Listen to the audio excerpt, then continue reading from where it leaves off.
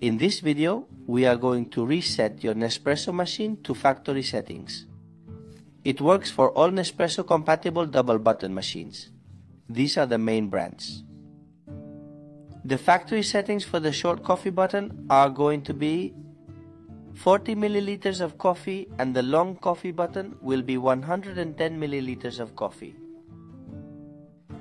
We are going to need the Nespresso to be turned off, and we are going to hit the long coffee button for 5 seconds and the machine will start blinking rapidly.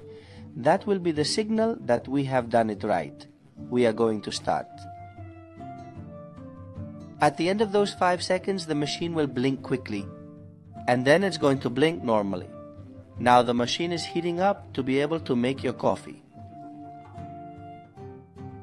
Once your machine is warmed up, it's ready to make coffee with the factory settings. The small button 40 and the big button 110 milliliters. And that's it, ready to use. We hope it has been useful to all those Nespresso users.